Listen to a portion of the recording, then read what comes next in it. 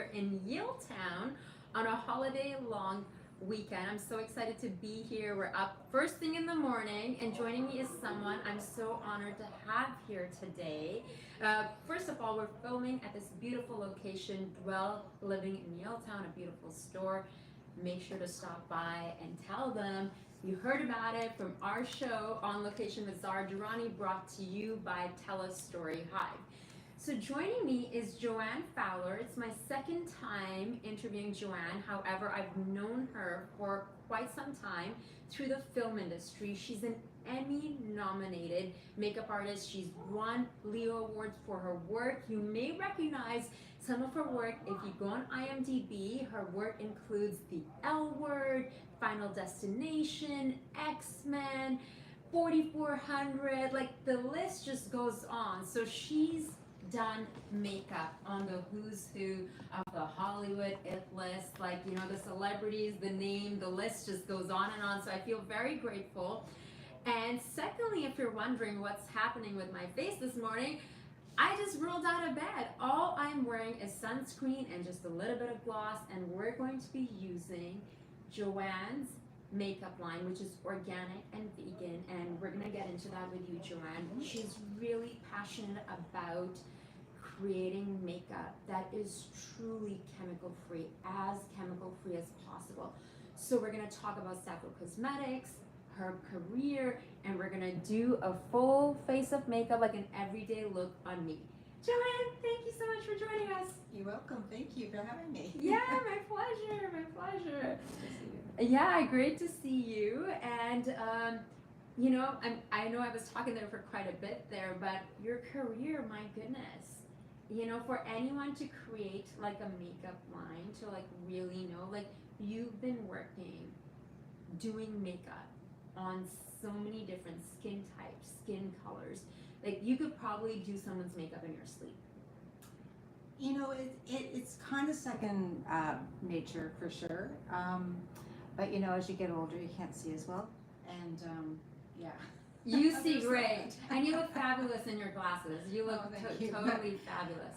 Yeah, you know, it was a 30-year career. It was a long time doing something that I really loved. Yeah, I was very lucky. I feel like anytime I bring up to someone that, you know, okay, I'm going to have JoAnn Fowler on the show, and they're like, oh yes, I know her, I know Sappho Cosmetics, I know, and even friends of mine who are actually now in Germany, when I mention your makeup line, they're very, very familiar with that. Well, we launched in Berlin. So, You did? Yes, we did. Okay. In Europe in 2019, just prior to the shutdown. Wow, congratulations. Yeah, so we're in Europe, we're in Germany and Czech Republic, and I think online in Spain and Italy with Douglas and those places. Yeah. Wow, that's amazing. So I know we have a lot to talk about, and we're also going to have a little bit of a before and after with the look that we're going to create here. What I love about your makeup line, I'm someone who's not into the, you know, the trendy makeup of like having this full face on where you can't even see your pores, and it's layers and layers of hiding. And that's why, like, even when I was in Paris for Fashion Week, I was using your makeup, your skin tint, your foundation, and you know, I've certainly been a fan of what you've been creating, because there's something lovely about knowing that you get a little bit of coverage, and then what you're putting on your skin, it's not damaging my skin. So I want to get into how and the why of it. Like, when did you decide that, listen, I've been applying makeup on actors and actresses' faces for this long, because it's a totally different journey to like wanting to, and I'm getting in the business of it, and then what's going in it. What inspired that? You know, it really insanity. I had no aspirations to own a company. I never wanted a company. I never wanted to run a company. No, it was a conversation. My mom had just died of cancer. My sister had cancer. My brother I'm so has sorry. cancer or had cancer. And it was a conversation with Mia Kirshner. I think it was in 2006, around there, and she sat in my chair, and I had just This is for the L word? for the L word, Okay. yeah. And she sat in my chair, and she said, "Oh, JoAnn, I'm not wearing any more parabens in any of my makeup," and I had just spent $1,000 on stuff. And I looked at her and I said, "Well, that's great, Mia. I don't know what you're talking about." But I'll find out. And she actually told me about what the EU was doing in these 1,300 chemicals that they were getting rid of and banning for environmental reasons. And it just so happened that some cosmetic ingredients got in there through the environmental groups, not through the cosmetic groups. So they snuck them in, which was very great. And so she told me about this. I phoned my girlfriend Nora Patton Loman, who is Hallie's personal makeup artist, which is also one of my closest friends. Hallie as in Halle Berry. You're just like, it just Sorry. rolls off your... But she's Norma's one of my closest It friends. just like rolls off your tongue. You're just like very casual about it. Well, she's been her makeup artist for get 20 years. She's an amazing, one of the best makeup artists in the world. Wow. I phoned her, and she knew so much about, she was from England, she knew lots about botanicals and all that stuff. So I phoned her right away, and I said, "Have you heard of these things called parabens?" And she said, "Well, as a matter of fact, I just got this book. It's called Not Just a Pretty Face. Would you like to borrow it?" And I drove over it, I got it, so I soon got my own copy. It's dog-eared to death at this point. But the first paragraph in that book was, and I can't quote it verbatim because I'm dyslexic and numbers are a bit weird, but it was around 289 chemicals were found in the blood, and they tested, people throughout the United States, and they found PCBs, and they found endocrine disruptors, hormone disruptors, they found toxins, they found petrochemicals, things that, mess with your brain, things that mess with your hormones, all these really, really toxic chemicals, and then subjects for newborn babies across the United States still in the hospital. So they had never actually even been out into the environment, and this was in their blood. So the question then became, like, how do we get things, how do we absorb things? And the book is, I still read it. And the skin is the largest organ of the our body. body, It's yes. like, of course, like what we put inside matters, but also like I'm also so mindful of what I put as body lotion on my skin. Absolutely. Like I put like coconut oil, like just organic coconut oil, on my skin, because it's like our body just like soaks it up. Absolutely. So, yeah, so that was my journey, and I started a little line for my trailer because I wanted to offer, the women that sat in my chair an option, and I wanted to not offer an option to the children that sat in my chair. They were going to get the good stuff. And then it kind of like, I don't know, it ended up, I had a little online store. I thought I would retire, have a little online store. And instead, I don't know, it just sort of took off. People were really interested. All of a sudden I found myself learning what a SKU was, and I really knew nothing. I knew nothing about business. I didn't Because you're the creative, you're the I artist. didn't know You're that Excel yeah. could add things up. Like, I mean, honestly, it was really bad. Can it? I don't either. I am not good. I have learned a lot of things that I have never wanted to learn in the last 15 years. And numbers, I'm a mere dyslexic, so it's been very challenging.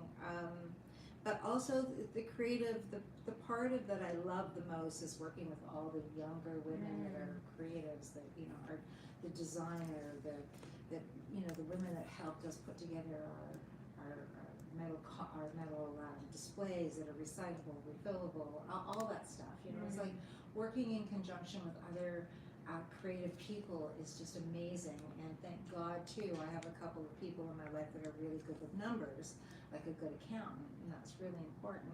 So that's how it all happened. It happened. I feel like it happened to me. Yeah.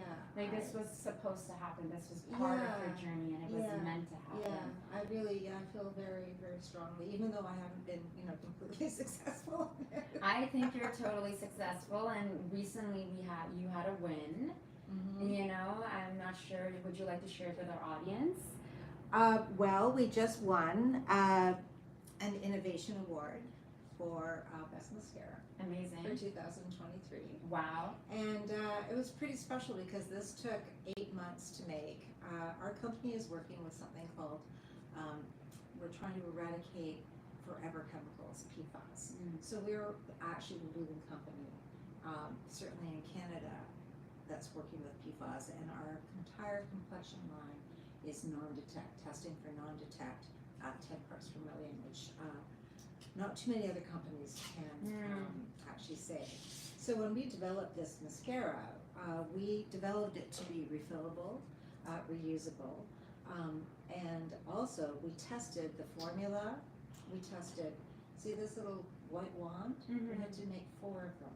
Wow. So it took 8 months to find one that tested non-detect 10 parts per million for these PFAS. So these PFAS are like endocrine disruptors on steroids. They're cancer causing. They leach from plastic into products, and they can stay in the earth for up to 10 years when they're discarded. So it's not just about dermal absorption, it's also about the environment. So this little baby, this piece too, was also tested non-detect 10 parts per million. So it's the world's first vegan mascara that is refillable as well as PFAS tested non-detect from start to finish. And I actually used this in Paris, and I found like one of my favorite things about your mascaras was how easily it comes off. Because anytime I wear any other mascara, it just like I have to actually wash my eyes several times. My family became very aware of chemicals and in skin products and toxins when my sister-in-law first had cancer, and may she rest in peace, she passed away, my brother's wife, and then my mom 2 years later. And we just started becoming very aware through researching, and they were both quite fairly young. Lotions, you know, toothpaste, like deodorant, shampoos, everything that all the things that we are not aware of, and we just go and buy because we're seeing it in a commercial, in an ad, or this and that, or because it's on sale. It's the cheapest item that we can find, so we're just gonna go ahead and purchase that. You know, it's like I remember when I was in high school, like I would say up until like my mid-20s, it took me a long time to be able to like walk out of my home without wearing makeup. Because because I felt like I needed to have like this full face of makeup on, which was never the right skin tone. Like never, didn't really know how to put mascara or eyeliner on, but I just like, you know, it's that journey of like, what does it mean to be beautiful, and like, what does it mean to feel comfortable in my skin? Like those are conversations that my peers weren't having, or I didn't listen to those conversations on television or in magazines and stuff. So with our show, I like also really love talking about that, the idea of beauty. And I feel like with vegan and organic makeup, when I use your foundation or, you know, your skincare, your products, it's literally like, I feel like, okay, it's not about me hiding. Versus when I was younger, I put a lot of energy into It's hiding. about adornment. Yes. Yes, and that's And how I feel. embracing Yeah. it. Yeah. I've never, see, I'm the exact opposite. I grew up as a hippie, so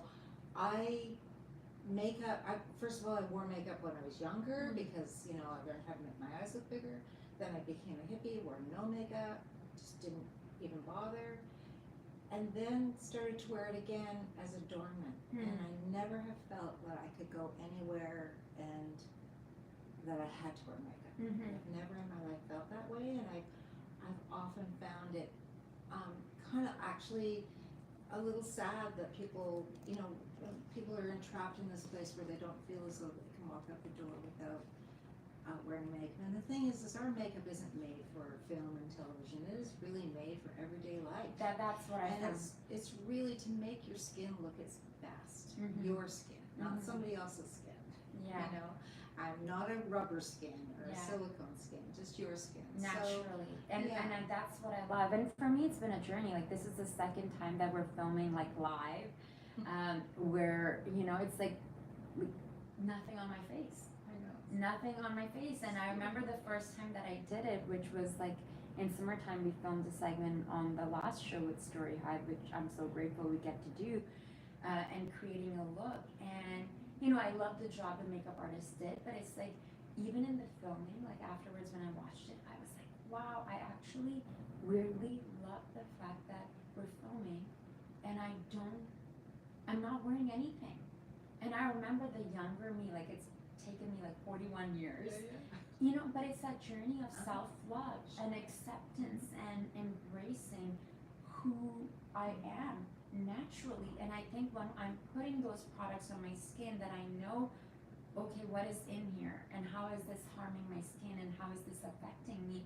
It's an act of self-love that I'm putting something on my face that I know is not filled with chemicals or isn't gonna hide me. Like that's something I'm really aware of because I think I did that a lot when I was younger. Sure. You I know? think we do that in our youth anyway. I just want to make one small correction, and that is everything has chemicals. Yeah. Everything is a chemical. Yeah. We're considered toxic. Yeah, toxic chemicals. Yes. And in particular now PFAS. But yeah, for sure. You know, I think it's as you get older, hopefully you get to accept yourself a little bit better, and you have like there's a whole freedom in that. You know, there's the freedom to be able to do whatever it is that you feel. But adornment and cosmetics, and sometimes, you know, like certainly in business, you fill out business forms. It's never actually an industry, and yet this industry is so large that it feeds billions of dollars into our economies. It moves billions of dollars every single year. It also creates billions of dollars of waste. And yet we don't recognize it as an industry because there's this, I think there's a payoff for, you know, to get away with a lot of stuff if you don't actually consider something that's feminine seriously. And so you get away with a lot of stuff, or they have gotten away with a lot of stuff. And that was, you know, I have always been somebody that's been really concerned with fairness. And I'm not really sure why, but I was so shocked when I saw that we were being lied to by these companies, and we continue to be lied to. And now with PFAS, it's even more, it's awful. We have boys being born with micro penises, with, you know, urethra at the bottom or middle of the penis instead of the top, undescended testicles. And it's, you know, it's interesting because it's hormonically, it's like men making all these decisions to put these chemicals into these products, and they know. And who's being harmed the worst? You know, it's unconscionable. So we're really careful. We're just trying our best, and you know, but it's not very attractive to investors. When you say that you want to like degrowth and you want it to be better and you want it to be clean and you want it to be perfect, you know what I mean? Like it's a little bit different than, I can make you $2 million next week by just putting a bunch of these chemicals in, we'll put it in plastic, off we go, we'll make it shiny, shiny, shiny, and I think like so many brands, like now the whole organic and vegan, it's become a branding and marketing strategy versus like when you break it down, it's, you know, what's in there. Like you were saying, it's more about the toxins, you know, like the toxic chemicals. Well, I'm so excited we have you here. Yes, we're totally going to start because, you know, we're gonna do a little bit of the before and after, and we'll see. Like I rolled out of bed, guys. All I'm wearing is sunscreen, moisturizer and sunscreen. So I'm so excited. I get to have this pro here next to me, who is going to be creating an everyday makeup look. Well, you know, the first thing we're going to do, actually, this pro is going to ask you to do something. Ooh la la. Yeah, and the thing is about this mascara is water-based. That's why it comes off so easily. Yes. So we don't recommend it for weddings and funerals because it's very dramatic. It might be good for a job, and not or like a music video. No, or maybe if you're asking for a raise and you want, you know, I don't know, but so it is water-based. So how I use it is I start my day by putting on a one coat of it. Okay. And then we're going to go on to do the rest of your makeup. So I'm going to let you do that. Okay. I'm going to give you this. I'm going to give you a little mirror. And the reason for that is, and I'll explain this while she's putting on her mascara, is that because it's water-based, it will actually cover every single lash. And if you just keep sort of dunking in and going up. It's like, I don't know if you've ever painted and then you put paint in and the paint lifts the other paint. That's what you're doing. So what we want to do is we want to put the mascara on. We want to let it dry completely. We'll go, have some coffee or, do your foundation. And that's what we're going to do today. And then at the end, we're going to do a second coat. And that's when the second coat will build upon that second coat. And that's when you're really going to see the length. So. And even as a makeup artist, I used to get, most women to do their own mascara because you can get really close. My eyebrows are going wild. I certainly need to trim my so eyebrows gone wild. I certainly had a little bit of a Frida Kahlo situation going on in high school. When I came to Canada at 17, yeah, we certainly need to trim these babies. I came to Canada at 17, so I did like a bit of high school here.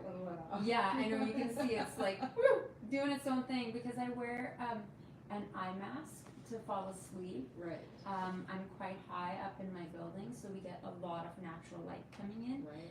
And I feel like properly, like I don't have the jet black, like no light curtains, which I should probably get because I think it's proven. Is it there or like? Well, you can just put. Oh, here it is. Oh, well, I know I couldn't see it either.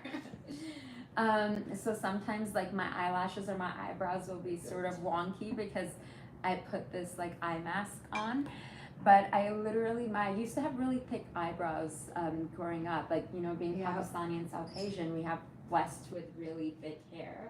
You can go ahead and I can just like keep talking. And so what are we using right now? So we're using Jennifer foundation. Okay. And I'm putting it on with a, this is a brush actually that is better used by the person that's putting their own makeup on. Mm-hmm. But yeah, I just want to show it because it really buffs the makeup beautifully into the skin. And so when you're doing your own makeup, should I try doing it? Why don't I try sure, you can show just how Okay. and then I'll show you the brush that we use for professionals. Okay. Oh, for professionals. So I just put maybe just a little. Just give you a little bit on there. So this is a skin color called Jennifer. Okay, and it was named after Jennifer Beals Ooh. on L Word. Okay. And this was the color that she wears now still. And depending on what time of year, of course, right? So Jennifer is still part of our company. So me and Jennifer Beals, like I'm such a fan. She's lovely. Yeah. She's an amazing woman and smart, talented. I'd probably put it on a little heavier than you usually put it on because you put it on just with your fingers usually. Yes, that's what I do. Yeah. But it's nice. It has a little bit of golden in it, so it covers any red, and you can see that it's not heavy coverage, and it just looks like her skin. And I love the brush. And the brush is lovely. Yeah.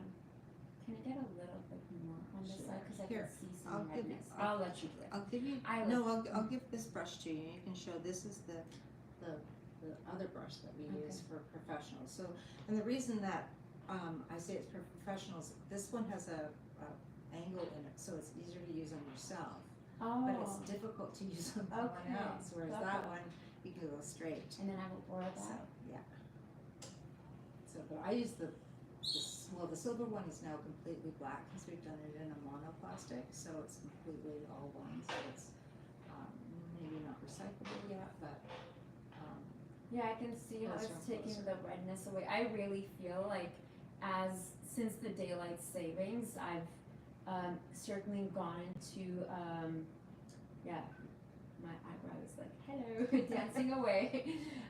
Since daylight savings, I'm consuming more coffee and not enough water, and I can see it in my skin. Yes, I notice it in my skin, and it's like we have to get our green juice in, we have to get our smoothies in.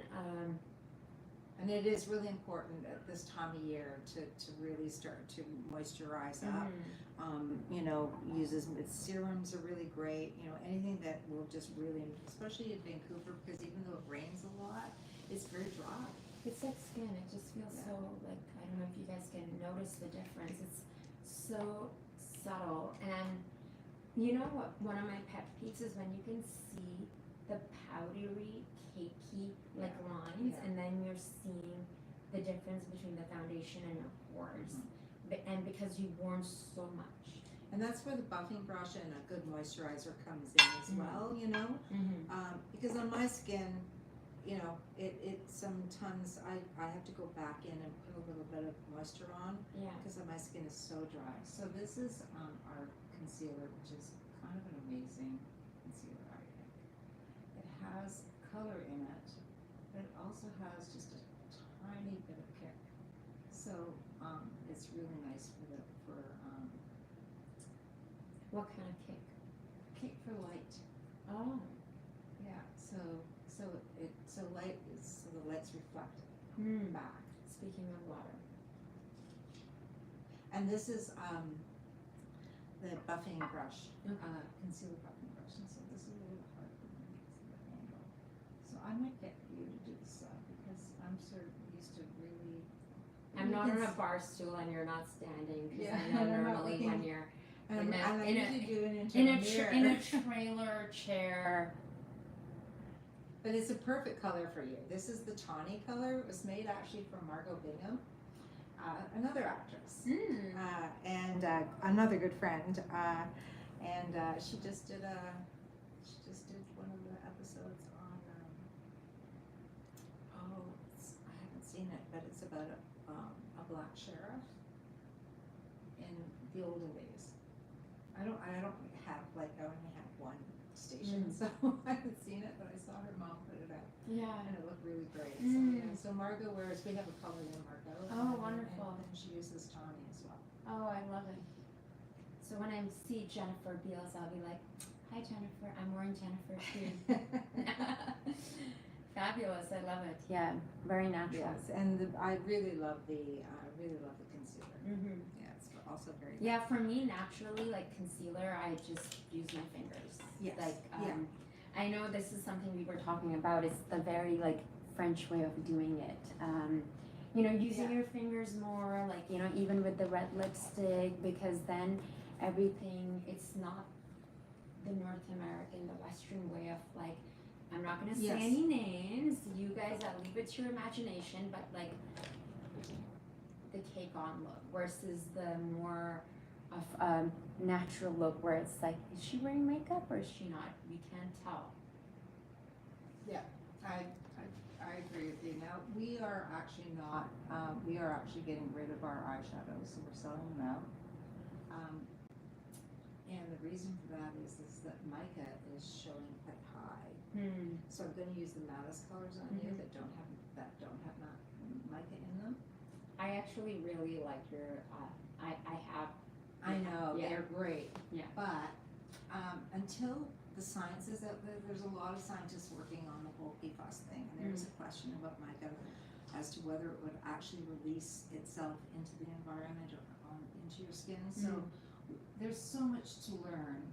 There's so much to know, but we have to do it quickly because they're so dangerous. And 50% of Americans and Canadians have PFAS in their blood and also in our water. So, and they can last up to 10 years emitting these toxins that, you know, create havoc in our bodies, right? So there's a lot of people working on it. We are working with BCIT. We're applying for a $2 million or $3 million grant for the school to study PFAS in personal care items, and so that we can start breaking down ingredients and we can start informing our society. We can start informing the end user. We can start informing our industry, and also we can help to just, you know, mitigate them from our lives, right? And so that's really exciting. It's a lot of extra work, but it's really feels like we're doing something, you know, good for the world. And sorry. just doing just a very light eyeshadow. And like I say, we are getting, we don't have our eyeshadows and stuff anymore. We're selling them all out because they do have mica in them. We want to err on the side of safety at this time. They're still not mined by children. They are still pressed with organic oils and butters. They're still the highest quality that you can get, but they do have mica like most eyeshadows do. We're just not sure. And that's what creates the shine? That's what creates the shine. Okay. Yeah. So we are actually testing things like different shine agents, and we've testing them all for silicate. We're testing them for PFAS, organic fluorine. It's a lot of work. It's taking us a lot of time because two of the ingredients last week, actually, we just got back and we're so disappointed because we found out they were very high in organic fluorine, and we were not expecting it because they were organic. So, so it's quite the... And not to use any names, but I'm sure that there's a lot of other brands out there who are branding themselves as organic and vegan and still getting the products out and selling or winning awards and such, but still with the toxic.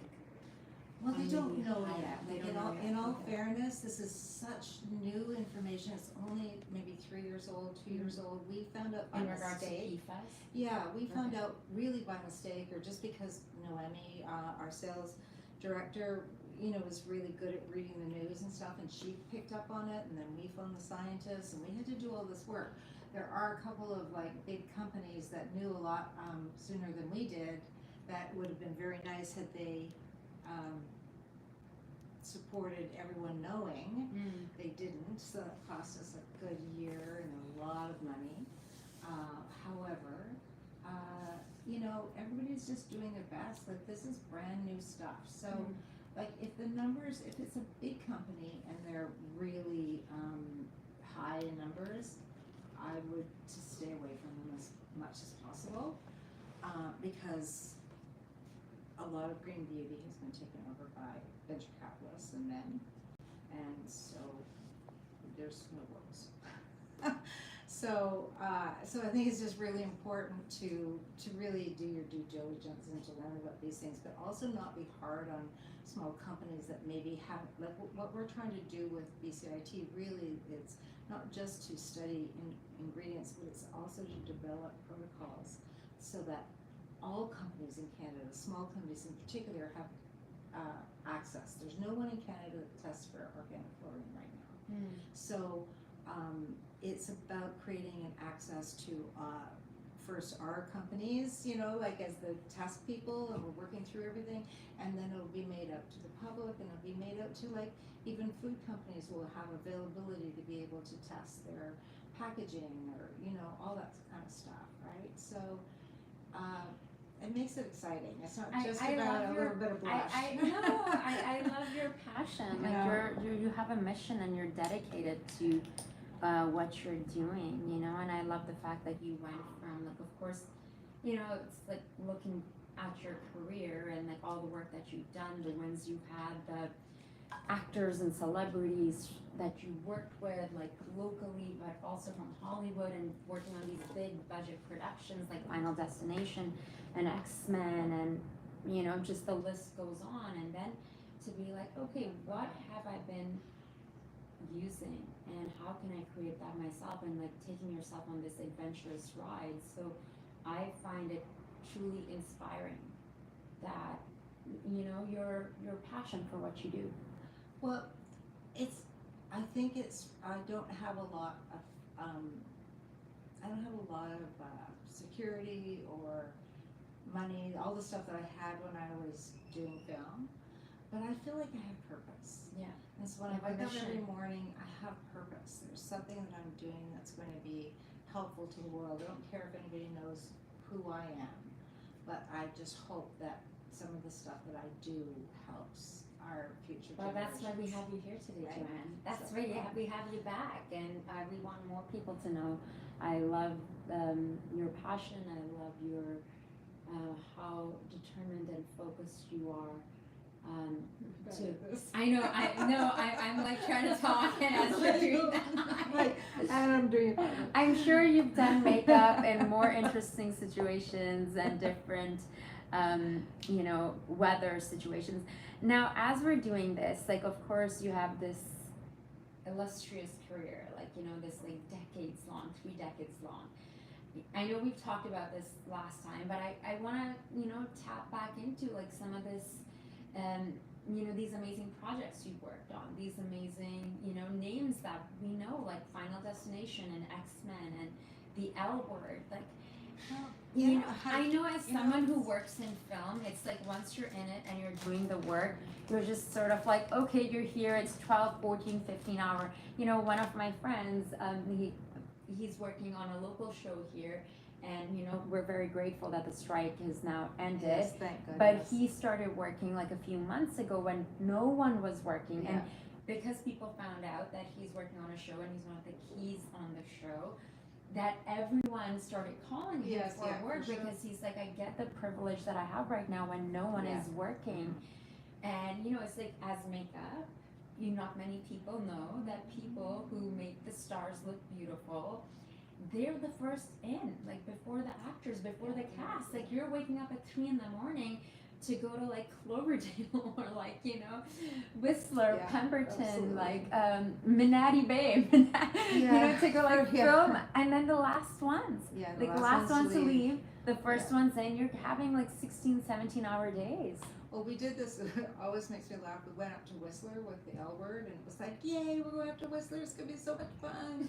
And we were doing a big wedding scene. It was a big night wedding scene. We were there for a week. And Paul, the hairdresser, and I, because there were so many people for the wedding and all the guests and everything, we got up in the morning, at 4 in the morning, we drove to the trailer, which was like a dirt, like a gravel pit. And we started doing makeup, and we did makeup for like 15 hours, makeup and hair, to the point where we just did, like, I would like do the same makeup on 5 people, all the guests, because it was just like, and then we would go home at night, and we never saw Whistler in the day. Like, we never saw any of it. It was just like the rest of the crew's partying, and just like they're losing everybody up on those ski lifts, and everybody's like, zip lining, and Paul and I are in the trailer doing makeup and hair. I'm just like, so like. And you have to be with it, because you're the one, like, you guys have like steady hands. Like, my hands naturally just always, and depending on, the time of the day, like, and also I really like my caffeine. My hands are always just a little bit like, like, you guys are like, 3 in the morning, 4 in the morning, whatever you're doing, and you have to be on, because especially the main cast, like the ones who are on camera, for them to fully trust you that you're gonna make me look good on camera. I've always felt sorry for people that can't wake up in the morning. I'm a person that wakes up in the morning in the world, but people that can't wake up and are really grouchy or really miserable in the morning, I can't imagine them working in film, like, and just, it must be so awful. Are there people like that? Or maybe the cast? I did actually have an assistant. I would pick her up in the morning, and she wouldn't talk to me until until she had at least 3 coffees. And then she said to me, we had this hairdresser, she goes, well, as long as she's quiet. And I'm like, oh yeah, no, that's not gonna happen. We're gonna have to, you're gonna have to deal with it. But it still was hard to watch her, because it's a lot of hours. It's really brutal work. It's brutal work on hair and makeup. You're out in the rain, you're out in the snow, you're out in the dirt, and you're making everyone else look really great, but it's so much fun. And when you're working with a cast that you love, like the L Word, where the inside jokes are just so much fun, and our trailers were, regardless of what was going on with production, our trailers were just so much fun. All these women, and just dance parties, and just silly stuff, and just so much fun. It was a joy to work in those trailers. Being on set is not always a joy, because it's a very patriarchal system. It's makeup artists are not really well respected, and they really need you and they want you, and they need you to sign on to them because they need a good makeup artist. But then as soon as you're there, you're like, well, whatever. You know, it's just makeup, right? It's just like makeup as a industry isn't seen as just makeup. People don't see it as being any kind of force, and yet it is. If you don't have it, you know, it's very interesting. But all in all, yeah, what a great career. I'm very fortunate. I fell into my career as a makeup artist. I asked my mom if I could be a makeup or could take a makeup course when I was 14, and she told me that only whores wear makeup. So I didn't ask her again. She was not like that. Usually she was just in a grumpy mood that day. But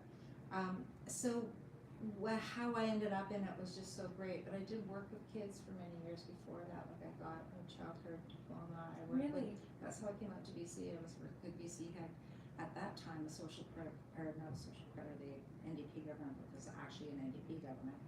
And they had the best social systems in the world.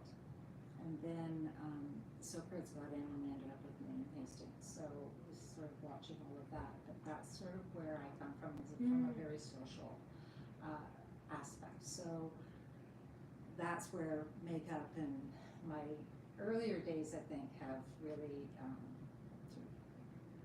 Combined and amalgamated. And I'm just gonna end up with this, if this is okay. So this is something that we are working on. You're gonna be the first people to see it, and I had not even seen this before. And it's not even really in its own case yet. So that's gonna be the big surprise. This is not gonna be out till probably January, February, but it is a PFAS-free, organic lip and cheek color. Ooh, lovely. And I want you to be the inaugural person to put it on. Okay. And I can just on my lips, I can just on your lips and on okay. your cheeks, and then what we'll do is we'll go in with another round of mascara. Sweet, we love it. Ooh. And then I'm taking it home. She is. I got my fingers on it.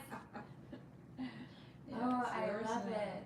It's very light, it's very sheer, but it's got lots of color, and at the same time it's like I can see this being so nice for like spring, summer time. Yes, like, exactly, yeah. Yeah, it's so subtle. And would you use like a brush or just like No, fingers? just your cheeks. Just your fingers. I think we talked about this, like, you know, I like to use my hands quite a bit when I'm doing my makeup instead of just a lot of the, oh, that's really nice. Isn't it pretty?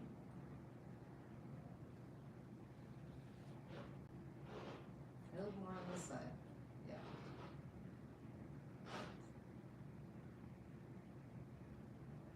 And then what I might do though, It's almost like so subtle pumpkin-y, like, you know, what is the base in it? Because I like how it's almost, because I'm such a fan of oils. You know, it's very moisturizing. yeah, I'm not going to tell you quite yet. Okay. But I'll let you know. It's super moisturizing. Yeah. And yeah, it feels wonderful. And what I'm going to do with your makeup is, So you're going to do some of this on the eyes. I am. Yeah, I do that quite often. Because it just will. It will just, Put the look together. yeah, just come there with me in there.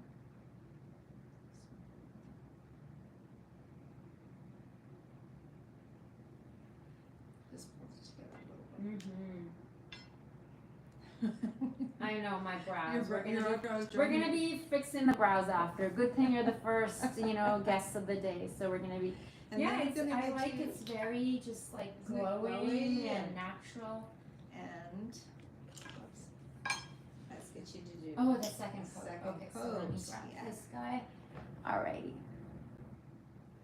We're doing the second coat. We gotta.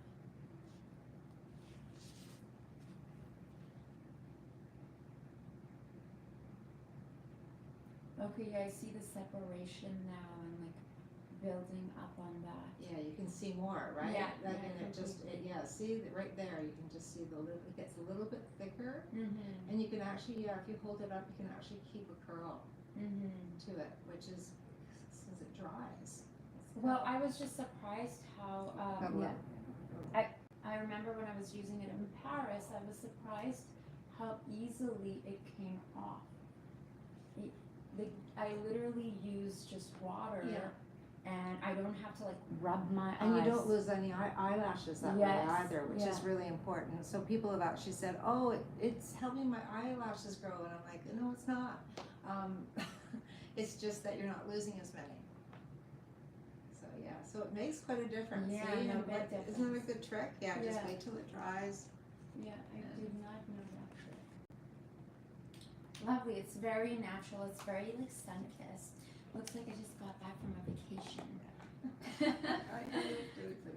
Thank you. You are very pretty. Thank you. It's fabulous. No, I'm certainly a fan, and I also see how the consistency of your foundations over the years, like these ones, it's, as you know, when you see me on a regular basis, all I wear is just like mascara. Like I do my skincare SPF every day, and then mascara, very subtle blush and gloss. Like I'm not into the, especially you get into your 40s and I'm like, okay, I'm like maybe 40s, but we're still aiming for the 20 something. We're still aiming for like that, of course, blessed being South Asian and everything, but I truly believe that,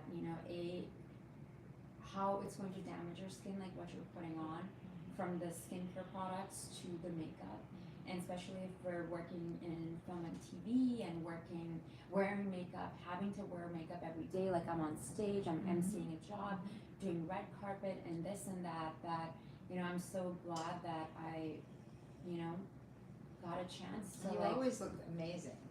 So Thank I'm always you. so grateful to. Thank you. No, I'm also a fan of like, your eyeshadows. Like that's truly amazing. I'm so glad we got a chance to talk about this. I really want to talk more about your career because I find that truly exciting. And partially, it's like we're strike has ended. We're gonna be going back to work. You've had this amazing career. I'm sure someone out there who's watching, who's whether thinking about going to school, makeup school, or wanting to jump into the industry. Of course, things have changed, over the last several decades, but you do have a lot of experience to share, and, perhaps some words of wisdom you can share with our audience, someone wanting to get in as a makeup artist in the film industry, or even just jumping into the industry. Well, yeah, I think it's,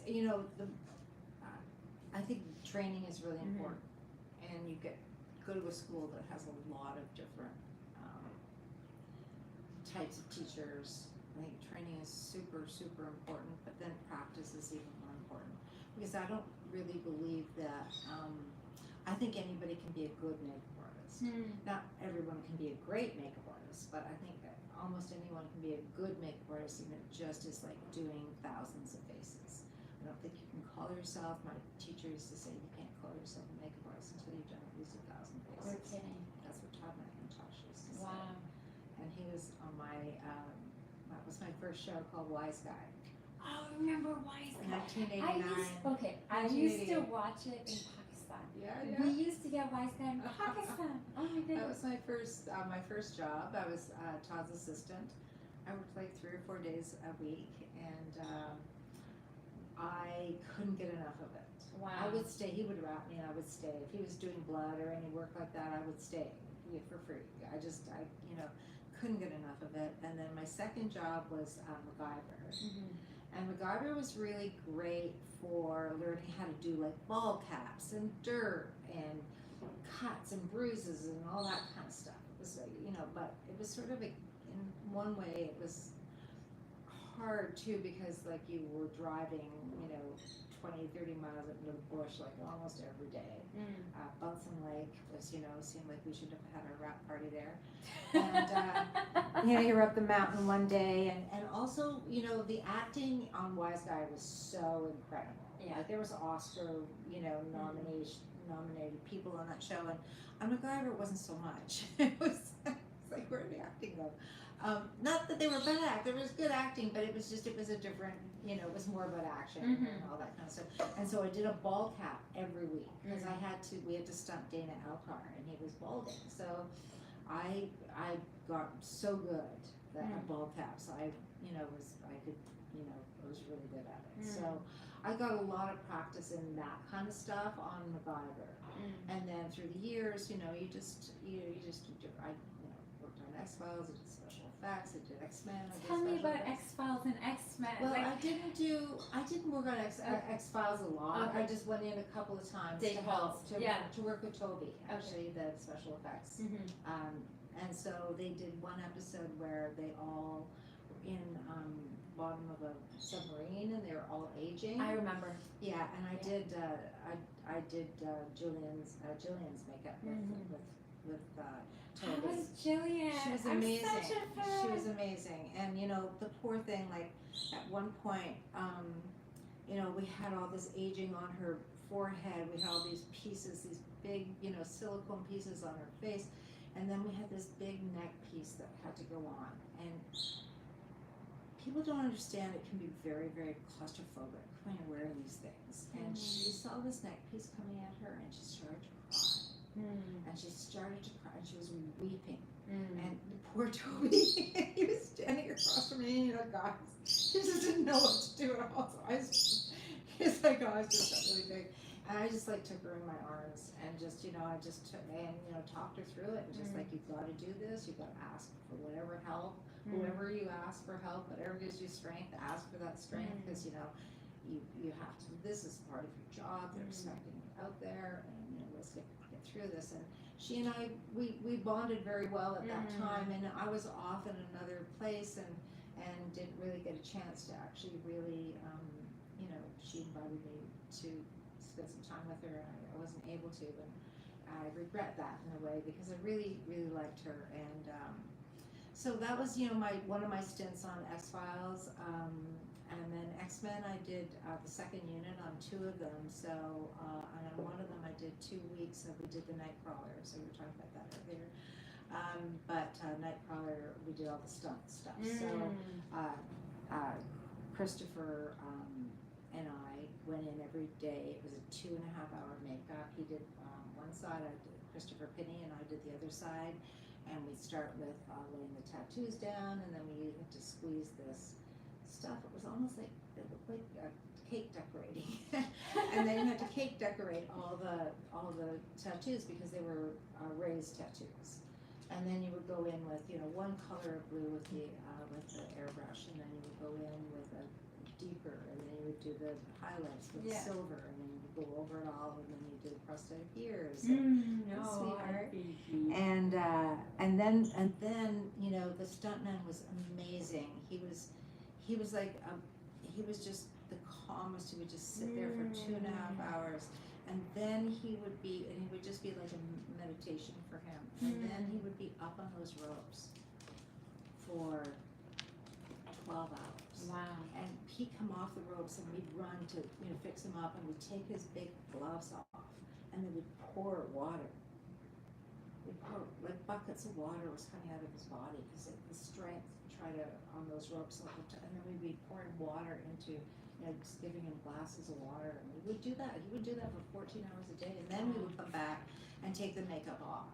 Yeah. Well, I remember the accountant looked at me and she said, "You're making more money than most directors right now." But we were doing it was 18 or 19 hours a day. It was brutal. It takes a toll on your body, even for me, I've done behind the scenes, and I'm so grateful to be able to live here in Vancouver in Canada, to be Canadian, to work in the industry, to have a career in the industry.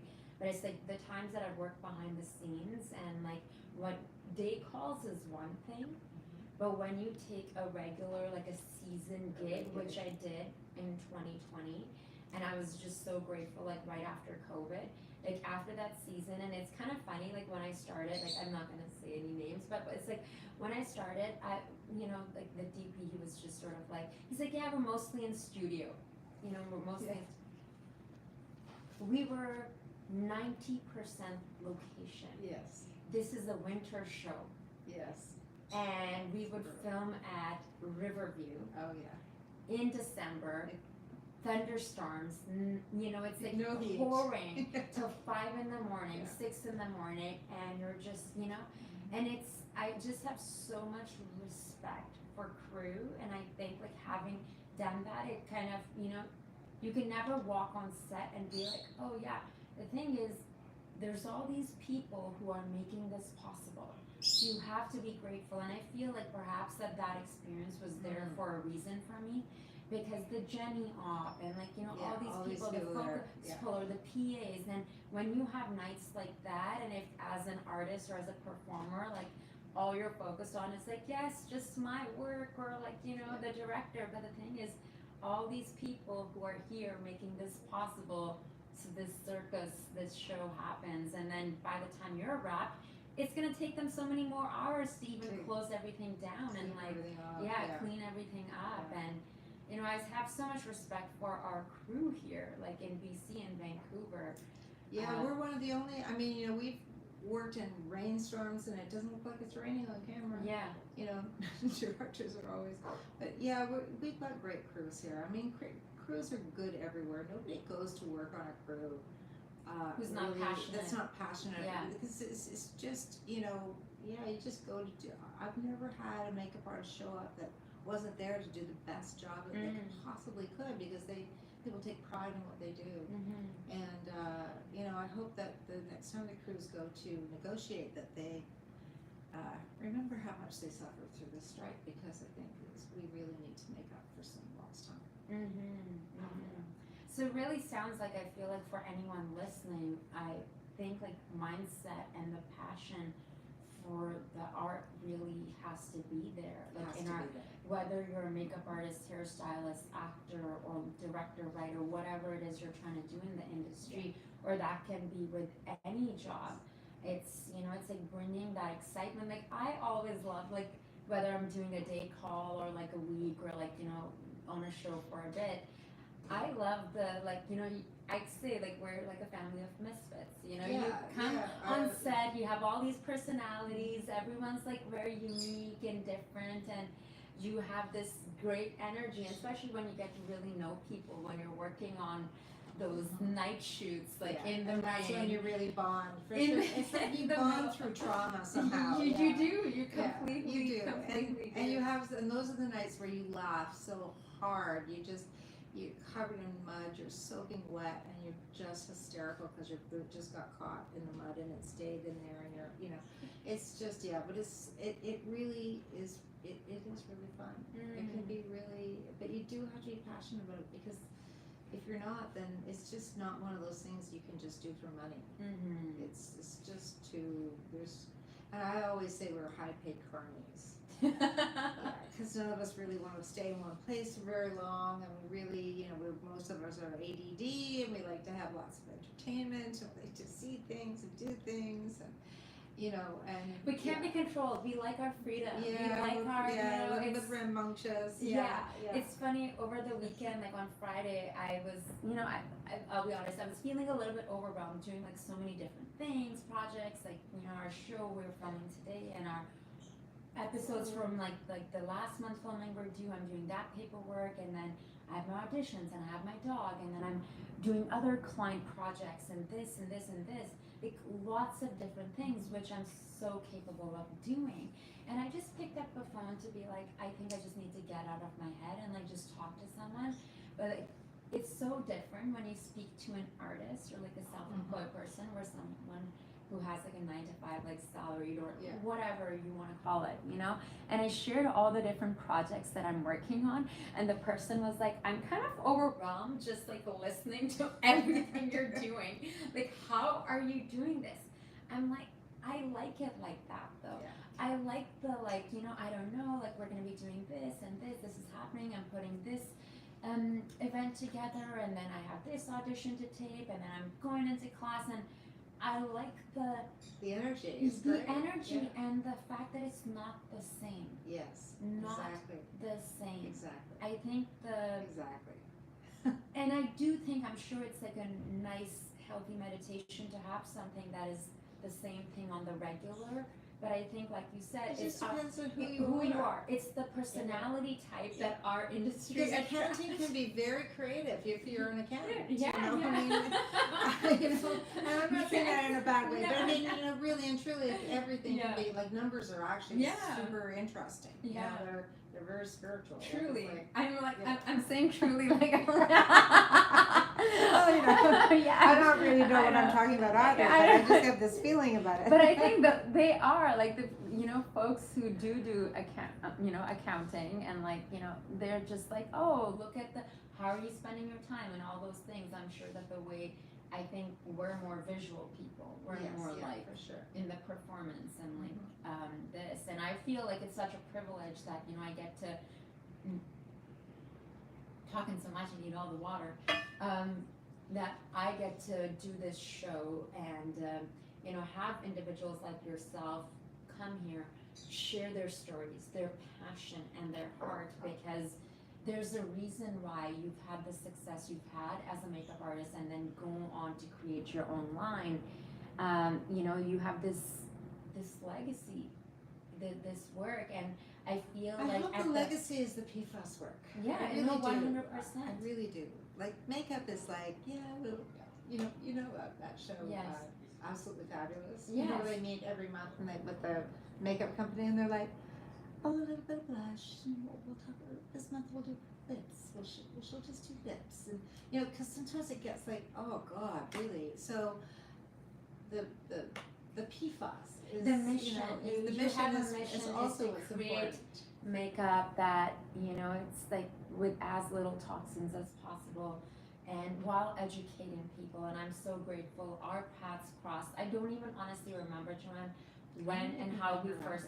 We've just known each other for a very long time, and I really truly don't recall. It may have been L Word, because I did do some like BG work on it, like here and there, like a day. And this when I was first, leaving modeling and just dipping my toes into the acting world.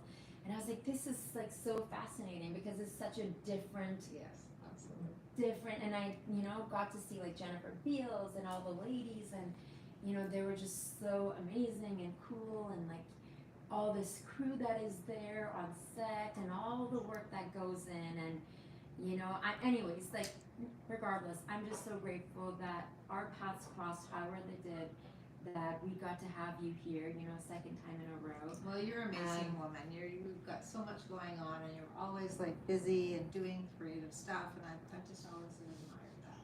And I love being surrounded by amazing, inspiring women with a heart, with a mission, like yourself. I'm so talented and with so many stories to share. I'm sure we could speak for hours and hours and hours.